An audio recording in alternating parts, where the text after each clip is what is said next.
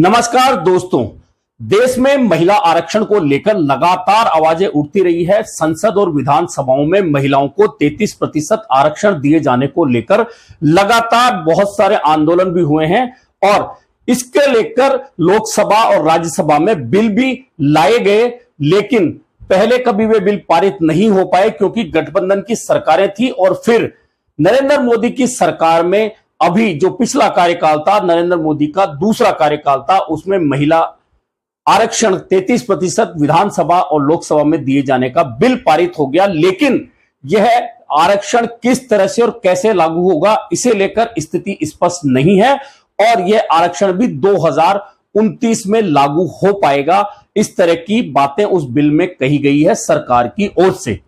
लेकिन इधर राजस्थान में 2 दिन पहले ही मुख्यमंत्री भजनलाल शर्मा ने महिलाओं के लिए शिक्षक भर्ती जो तृतीय श्रेणी है उसमें 50% आरक्षण देने की घोषणा की है।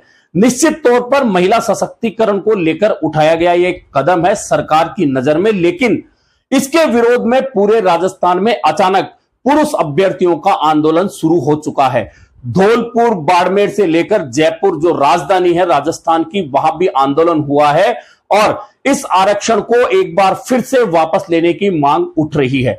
दरअसल ये आरक्षण जो 50% सरकार की ओर से दिया गया है उसे लेकर अभी तक यह स्पष्ट नहीं है कि क्या महिलाओं को जो पूर्व में कोटा मिलता था, SC, ST, OBC जो भी कैटेगरी की महिलाएं आती थी, वह कोटा भी 50% में होगा या वह कोटा अलग से होगा। इसे लेकर ज्यादा भ्रांतियां हैं और पुरुष अभ्यर्थियों का यह कहना है कि यह सरकार पुरुष विरोधी है। यह आरक्षण जो 50% तृतीय श्रेणी भर्ती में दिया जा रहा है, जिसकी घोषणा हुई है, उसे वापस लिया जाना चाहिए। दूसरी ओर राजस्थान के मुख्यमंत्री भजनलाल शर्मा कहते हैं कि अभ्यर्थियों को परेशान नहीं होना चाहिए। राजस्थान सरकार बहुत सारी भर्तियां निकालने जा रही है, उनमें सभी को अवसर मिलेगा। लेकिन आंदोलन शुरू हो चुका है, धीरे धीरे ये पूरे राजस्थान में फैल रहा है। युवा मानने को तैयार नहीं है।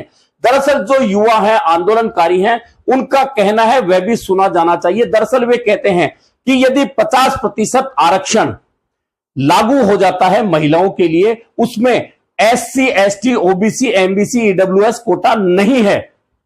पहले तो 50% आरक्षण महिलाओं के लिए हो गया, यानी कि बाकी बचा 50%। उस 50% में से 12.5% भूतपूर्व सैनिकों का परिवारों का कोटा होता है, यानी 12.5% 50% में और हटा दीजिए। उसके बाद में 6.5% विकलांग कोटा है, जिसे हटा दीजिए, यानी कि यह फिर अब बचता है 33% के आसपास, 33.5% के आसपास।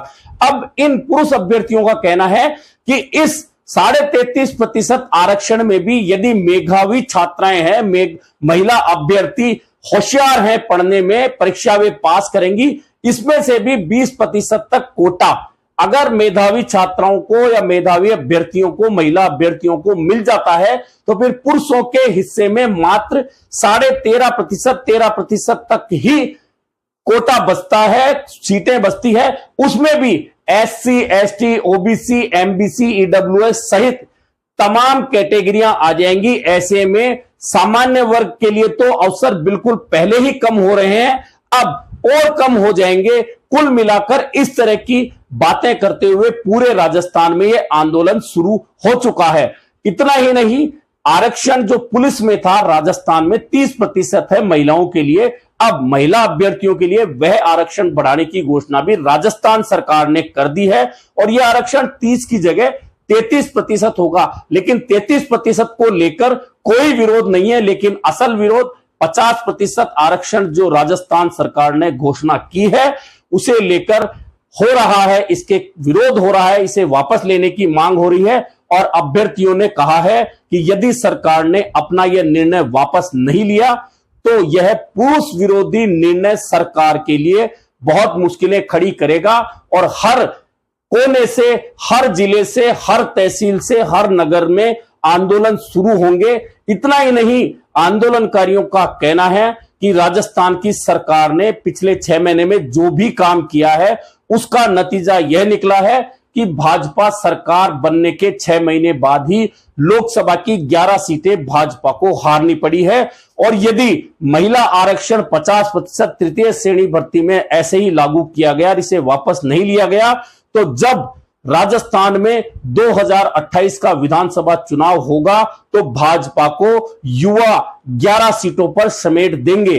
दूसरी ओर सरकार अब इस आरक्षण को लागू करने के बाद महिलाओं से धन्यवाद ले रही है और मुख्यमंत्री को धन्यवाद देने के लिए महिलाएं मुख्यमंत्री निवास पर पहुंची थी, जिन्होंने इस निर्णय को लेकर सरकार का स्वागत किया, मुख्यमंत्री का स्वागत किया। लेकिन दूसरी ओर इस आंदोलन की आंच धीरे धीरे राजस्थान में बढ़ रही है।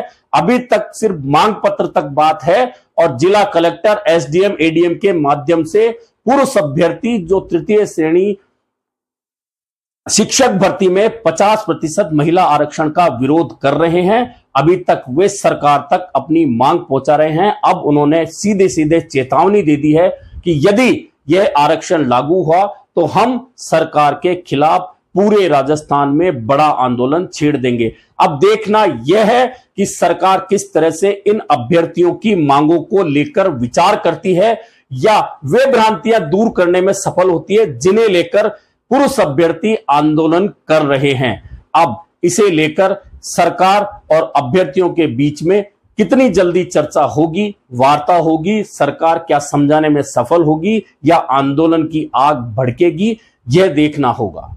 आज के लिए इतना ही, फिर मिलेंगे नए मुद्दे पर चर्चा के साथ।